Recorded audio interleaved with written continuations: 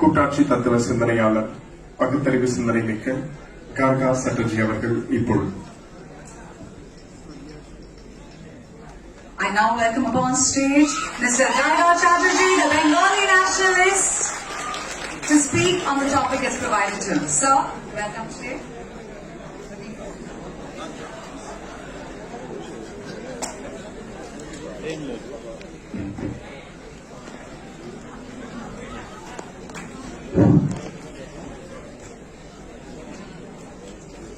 So I was thinking, because there is a post-lunch session, and in the post-lunch session, even if I was there in the post-lunch session, there was a 50-50 likelihood whether I would be in the hall or outside the hall.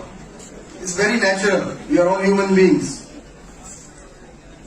And I was thinking what these three people would be thinking looking at a hall that is half full and half empty of students and youth. I think they would look at first a grand hall in the capital of the Tamil people, built with tenders given to Tamil people, with Tamils, Tamil youths having free entry into this hall, the right of easy entry into this hall, and also the choice to not be in this hall. So rights and choice, these are what these forefathers gave to us. Okay? These rights and choice are not automatic. We in Bengal are still fighting for a big hall built with Bengali tender, with Bengali students coming in and coming out. It's very important. You know not what you have, preserve it with all your might. It's very important. You know not what you have, preserve it with all your might. And in that way, you all and we are all children of C.N. Annadurai. We are all children of C.N. Annadurai because the language in which I am speaking 57 years after 1965? 57 years, right? I would not have received this training. I would not have a language to speak to you but for Arainar and Kalainar and their movement. I would not be able to speak to you. And I would not have a big door to the world. I wouldn't have it. And today, all of those gains which we thought that we will gain more and more and more, 65 seemed to be a high point. And then it has gone down. So let me briefly touch on certain aspects and what can be done. And Commander M.K. Stalin has been showing some of the ways of countering. That is also true. We will mention those. First of all, let's understand the whole education policy and need and everything, all of these issues that exist. These are only small aspects. The idea is to destroy the concept of a state board, that there should be no entity called a state board. And remember, a state board is the only entity that you have that preserves the right of a Tamil to remain Tamil. It's very important. The right of a Bengali to remain Bengali. The right of a Odia to remain Odia. That's what they want to destroy. And replace it with what? CBSE. Or as we call in Bengal, Delhi Board. We have a better name. Delhi Board. Good one. So let's understand very briefly what is the deep structure of CBSE. Many people do not understand. Many people think a Union Ministry of Education, or now Education, earlier HRD, it is their board. Just like state government has a board, union government has a board. It's not that simple. So let's go back to British times. Okay? So British came to Bengal and to other parts then, and they ruled, and they brought their rulers from there, young folks who sometimes raised families here, but they did not want, let's say the British officer posted in Bengal did not want her child to grow up Bengali and study in Bengal board, in Bengali medium. No, the whole idea is that we are higher than natives, right? So the idea is that we will keep some time, we will be in some time in this place, but finally we will go back to mother country, right? So how will my child who is born here seamlessly move into mother country? He has to get into the education system there, right? So at first, the only, let's say, social organization that used to be there for Britishers, a common social organization, was the church. So the church used to hold what are today called GCSE, GCE, O-level, A-level, but essentially at that point of time, you could call it the Cambridge entrance examination. It was senior Cambridge. Earlier people might have heard these names, senior Cambridge. What was the idea? That you may be growing up with natives, but we will denativize you and put you into mainstream London. Okay? But you can take the exam here. Number one. When numbers here started increasing, then we said not only exam taking center, let's have a separate set of schools which will follow that syllabus. Because at the end of the day, we have come here for colonial duty to rule over these natives, but we do not want to become natives. We want to maintain that difference. So, our children will grow up like us. Our children will not grow up like these inferior people whom we rule over and whom we loot and take to London, whose money we take to London. So they developed a board whose present form, by the way, is called ICSC. Okay, that's the present form. Later on, native elites also started making space into it because they want to go to London, right? And what is the way to go to London? You first sit in the back bench and then come up. And then when people are moving out, the whites are moving out, you're coming to the front bench, okay? Much like the Madras Club, okay? Then, of course, after 1947, which is a very key time, something happened. And then we have to go before it. Weren't there state boards in the British times? Yes, there were state boards. Bengal board was there. Madras board was there. But let me point out a few specific boards. Ajmer, Gwalior, UP, United Provinces at that point of time, etc., etc. These boards were for elites, as in Hindi-speaking elites of those areas, right? After 1947, through an All India Education Conference, see, whenever Hindi imperialism does something, it wants this prefix All India. Okay. Anyways, so they have an education conference where basically the combination of UP, Gwalior, Ajmer state boards bunched together became CBSE. So that becomes center. Center of what? Center of the Hindi belt, not our center, right? And what is its use? There are state boards already. There's ICSE already. So in Bangla we have a word which says "chu choye dhuke phal hoye berono," which means it enters like a needle and comes out like a big gash. So what is that needle? See, IAS, IPS is an all India service, so they are transferable.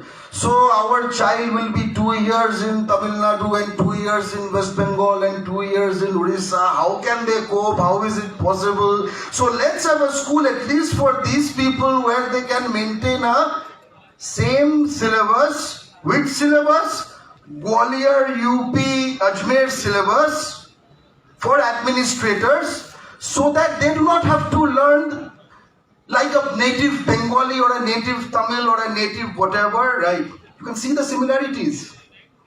That administrators will come from Aryavarta, okay, to lower people's land, but they don't want to mix too much, especially intellectually, yeah, because otherwise they'll become like me. My ancestors came from UP and became Bengali and non-vegetarian, so it's dangerous. You cannot allow too much mixing, yeah. If a subgroup in your nationality has different food habits, it's not right. They are not mixing. If you are not mixing, if rest of the nationality does not consider you a part of the nationality, it is your problem. It is not Annadura or Periyar's problem. Okay? So, you know which guys I'm talking about. Okay? They still live in Adhiyar and Mylapur. So, but mostly they are thinking that they can do this by going to Delhi and US and PepsiCo. But when you lose your land, you lose everything. Okay? There is no homeland in the north. So, what I was coming back to is that this board, CBSE, was for largely for a Hindi-speaking administrator who would not want his child to become like Bengalis, like Tamils, like Odiyas, whatever the case may be. And they can learn their stuff. What is their stuff? Let's take history. Have people heard about Pulakesi II? Have people heard of that person? Have people heard about Harshavardhan? Harsha, as it's said. Have people heard about Shashanka, the king of Bengal? See, even you will learn all of this, they will learn all of this, we will learn all of this. But there's a difference. I'll tell you the difference. And this difference is something called, what we call embedded history. Like embedded journalism. During the first Gulf War, you had CNN doing embedded journalism. The tank is going towards Iraq and the journalist with his camera is on the tank. So he's looking at Iraqis. We are going towards Iraq or Kuwait, whatever it was. And that has become a style. So in their history, the history Delhi teaches, Harsha goes to the south to fight Pulakesi II. Harsha goes to the east to fight Shashanko. He gets defeated both places. That's a different issue. They will in future always be defeated. That is also true. But when we learn our history, because it's embedded historian, right? They are moving with Harsha's army to the south. But imagine the historian being with Pulakeshi's army. What would he write? They will not write Harsha is coming to the south. They will write Harsha is coming from the north. An embedded historian with Shashanko will write Harsha is coming from the west. He is not moving to the east. It's a huge change in perspective, and this perspective means everything. Look at an NCERT board's syllabus or history book, let's say. History is important because our past determines our future. Do you know, let's say from 180 to 2022, who ruled in what is known as today's Bengal? You do not know. It's not there in the book. If you look at an NCERT book, will you know who ruled over Tamil Nadu, Kannada Nadu? Will you know? You will know from parts here and there, this and that. You will know from 180 to 2022 who ruled in Delhi. You will continuously know. It is not accidental. That's the continuous ruler. Not our ruler, their ruler. Huh? That ISS's ruler. Huh? So we must understand the structural issues, otherwise you will think our CBSE, our IAS, our IPL, none of this is yours. It's their CBSE, their IAS, their IPL, their RPF, their BSF. Unless they allow BSF, CRPF entrance exams in Tamil also like Hindi, then we will call it our. We do not only want to be, I want to join India, I love Indian Army. Of course we love Indian Army, but we do not only want to have Facebook DPs and covers. We want to join Indian Army, bloody. We want to join Indian Army. We do not want to be spectators in a stadium. We want to be in the field.